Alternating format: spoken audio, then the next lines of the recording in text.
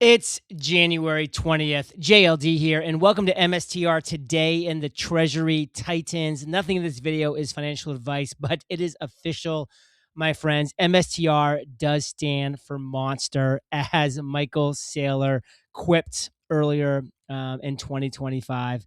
It's just an absolute black hole of acquiring Bitcoin in this amazing vacuum. I mean, look at what he did last week. Even the most bullish people are shocked by the fact that the strategy has acquired 22,305 Bitcoin, which is $2.3 billion at 95,284 per Bitcoin. As of 1/19/2026, we hodl 709,715 Bitcoin acquired for $53, 53.92 billion at 75,979 per Bitcoin. Now you're going to have so many trolls and clueless bears that are like, Michael Saylor bought the top again. And yes, Bitcoin's down to like 91,000 right now. And he bought at 95,000. But guess what? These are the same trolls that are saying that Michael Saylor bought the top at 9,000, that he bought the top at 19,000, that he bought the top at 31,000, that he bought the top at 43,000, that he bought the top at 55,000, that he bought the top at 71,000. And guess what? Michael Saylor has said it best. He'll be buying the top forever. Does it feel like a top when later this year or some point in the future, who knows when, Bitcoin's at 150, 200, 250,000 per Bitcoin? I don't think 95,000 is going to feel like a top there. Michael Saylor, the strategy team, they're not traders. They're investors. They buy, they hold, they do not time, because they know, like a lot of us here that are MSTR shareholders, that it's time in the markets, not timing the markets. And this has been such an amazing show of what MSTR is capable of when the flywheel is absolutely rolling. And by the way, this is during a crabby, low sentiment, negative sentiment market. Imagine when Bitcoin starts ripping. This is insane. So very happy Tuesday, and good morning, everyone, says Adrian. It's Bits Day. Strategy has acquired a massive 22,305 Bitcoin, and they have crossed the 700,000 mark, and they hodl 709,715 Bitcoin. The Bitcoin purchase was funded by MSTR, Strike, and Stretch ATM offerings. And here you go. Just a little bit of Strike. But man, look at this stretch, 294 million. And then, of course, MSTR was just massive, massive, massive. So good to see. We can kind of keep moving on to get even more detailed, because Rohan says history was made. Strategy has officially shattered the 700,000 Bitcoin threshold. And look at this chart. It's starting to go vertical again. It was going vertical for a while, and then, took a little bit of a break here as, the market crashed from 126,000 down to like the high 70s. And now we're seeing things pick right back up again as everything is starting to flow. And Erme says MSTR makes largest purchase since 2/24/25. Think about it. Almost the largest purchase in a year, almost exactly 11 months to the day that is the biggest purchase. Insane, crazy times. Zinc says massive Bitcoin purchase for strategy. Saylor is relentless, and there's no stopping this train. 2 key points. Stretch raised 294 million. Absolutely wild. And then number 2, the common stock ATM raised was 1.83 billion. MSTR is becoming a monster. Period. End of story. And then Chris has the weekly ATM proceeds, and I'll get the chart going out here. Look at what Stretch did this past week. Absolutely blew it out of the water. We thought last week was huge, or 2 weeks ago was huge at 119. 294. That's like coming up on almost a 3x of what we all thought and knew was a massive week. Just absolutely insane. And British says, what does Saylor know? And a little wink there, because British Hodl knows, I know, Saylor knows that nothing stops this train. Alpine says BlackRock, Fidelity, and Capital Group together now own 20% of Stretch. That's insane. 20% of Stretch. Strategies prefs are woven into the fabric of global finance as we speak. And then you look at how much they own here. It's absolutely crazy. This is what the next step in the process is. Adam says the best product will always win in the marketplace. And what is that? Well, Stretch is the greatest fixed income product in the world. Retire early now. Stretch pays you 11% dividends. Look at the top 10 most popular fixed income products in the US in green. They don't even outpace inflation, and your purchasing power is totally destroyed. People are waking up and realizing that you can get 11% tax deferred dividends with Stretch. If you invest $1 million in Stretch, that is over $2.5 million in dividends over 25 years. The dividend is a variable rate on a monthly basis. Dividends are paid monthly and are tax deferred because they are ROC dividends. That's return of capital. Why invest in real estate for 4% return after all the headache? You can almost triple that with no headache at Stretch. And then we go down to the actual graph here, and you can see nothing's even close to Stretch. Absolutely insane. So I think we know what happens. Yes, cream rises to the top. And then I just wanted to share this because Bach, B-A-C-H, posted, Bitcoin spends 90% of the time testing your patience and 10% of the time changing your life. Most people quit before the part that matters. Well, guess what? The part that matters is the changing your life part. And also the part that matters is having patience during the times that need patience. And that's why I know a lot of you have comments in the comment section like, thank you, John, because I love the positivity. I love the optimism because yes, guess what? We're going to have drawdowns. We're going to have bad days. We're going to acknowledge those. We're going to have rip roaring face melting days, and we're going to celebrate those. But at the end of the day, we all know where this is going. So let's just be here for each other. Let's support each other. Let's encourage each other to not let the bears win, to not let the FUD narratives win, to not let the hit pieces win, because they're just trying to shake us out. And guess what? If you have the conviction of Michael Saylor, of Fong Lee, of the strategy team, of JLD here who's talking to you, you're not going to get shaken out because you know where this train is heading and we're going forward. It's going to be a great ride. I have a great video clip of Michael Saylor. So sit back, relax, and enjoy. But digital credit is just like, it's one little thing. How about digital insurance, right? There's a lot of other things to be done. Digital banking, digital derivatives, right? Digital exchanges. If you create a derivatives business backed by Bitcoin, you can in theory be much better than conventional derivatives. If you created an exchange backed by Bitcoin, you could be better than normal exchanges. You can create an insurance company. How many insurance companies on earth use Bitcoin as the backing collateral or the capital? Zero. None. How big is the industry? Ginormous. Ginormous. Okay, so let's not wax philosophical about the fact there's too many companies that are experimenting with Bitcoin. And there's an important legal point to make, right? You're an operating company. Your equity is valued not just on what you're currently doing with your capital.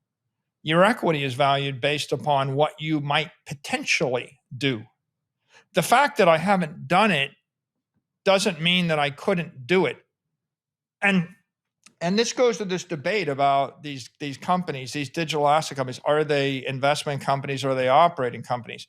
An investment company, by law, Danny, cannot do anything with their capital other than hold it in trust. So if you have $10 billion of capital and you're an investment company, your IBID or your FBTC, you literally can do nothing but hold it and wait. An operating company can underwrite auto insurance with it. They can sell reinsurance. They can sell flood or fire insurance with it. They can loan it out and rehypothecate it and generate yield on it. They can write digital credit against it. They can issue corporate bonds against it. They can issue junk bonds. They should issue convertible bonds. They could actually do real estate development with it. You could do anything conceivable. You could create a derivatives market. You can create all sorts of derivative instruments, exchanges, options, contracts, everything imaginable with it. Okay, the things that they could do would be illegal. You would literally end up in jail or you would end up bankrupt if you tried to do it as a trust company, as an investment company. But as an operating company, you can do it. So some armchair critic on Twitter wants to stare at a company that's got 500 million or $1 billion of Bitcoin saying, well, they're trading at a discount to NAV, or they traded at whatever NAV, and they think they know the future. You don't know the future, right? The point is, if I had $1 billion of Bitcoin in an operating company and the stock was valued at $1 billion, is that the same as $1 billion of Bitcoin in an ETF? No. Why? Because the operating company has $1 billion of capital and unlimited, infinite optionality forever. Mm-hmm. Michael Saylor just made an $835 million bet buying the Bitcoin dip. Right now, Bitcoin's fallen almost 40% off its October high, and the big money is buying the dip. What's your strategy? Now might be a great time to convert your IRA or 401k to Bitcoin with the help of Bit IRA. Plus, you can fund it with pre-tax funds, then continue to invest in it over time as you do any other retirement account. Bit IRA protects your assets with end-to-end insurance, highly secure storage, multi-encryption, and registered with the US government. Your IRA is fully IRS compliant. Best of all, you can trade crypto within your retirement account without incurring taxes on any buys or sells. Just go to bitira.com/JLD and request a free info guide. Once you do that and open your IRA, you'll get a free ledger. Bitcoin has proven time and time again to rebound, every cycle going from a higher low to a higher high. With Strategy's latest purchase, Michael Saylor clearly believes Bitcoin is at a discount. Time for you to get into. Go to bitira.com/JLD to open a tax-sheltered IRA in Bitcoin. When you want more for your business, start with Northwest Registered Agent and get access to thousands of free guides, tools, and legal forms to help you launch and protect your business all in one place. Build your complete business identity with Northwest today.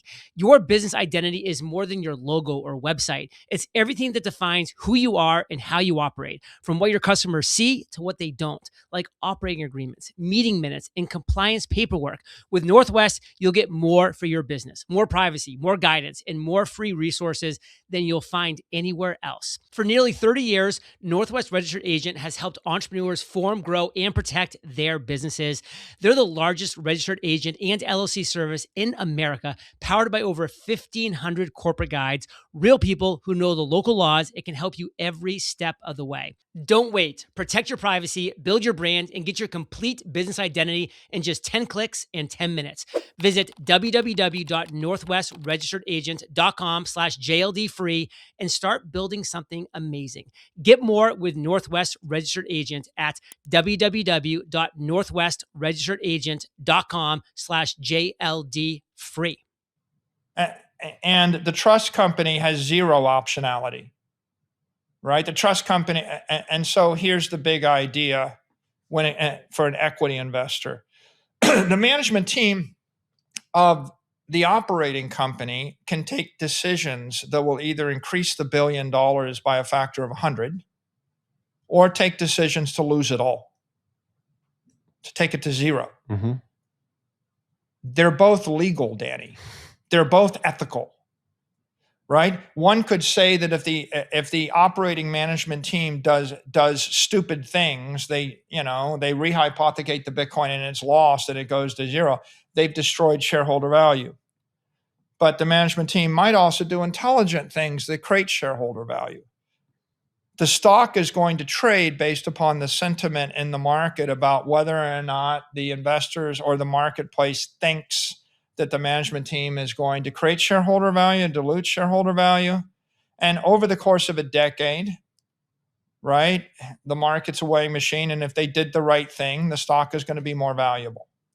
Do you know how long the conventional wisdom was that Amazon was a stupid company doing stupid things that would never work? I don't know, a decade? A decade.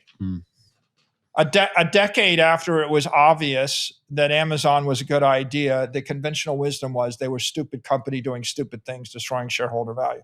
You can literally watch the Amazon stock and you could see the consensus. Go pull the logs. Mm-hmm. So the market may take a skeptical view. The market's view of Apple was skeptical for 5 years, 10 years, like it traded a P/E of 8 or 10 or whatever. It's like a device company. Mm-hmm. And then it flipped. So the market might have a sentiment that these companies are are, poorly run investment trusts. But at the end of the day, the destiny, the fate of the company is going to be determined by the management team's actions. And they can choose to enter certain industries and they can choose to enter certain markets. My company is a U.S. company. Like we haven't chosen to enter the banking industry. We haven't applied for a banking license. We haven't entered the insurance industry. We haven't entered into the market to issue securities in the UK or Japan or Brazil. Right? Mm-hmm. We choose not to. Right? We don't need to. We won't. But that doesn't mean that those aren't massive opportunities for other companies. So the answer is, how many opportunities are there?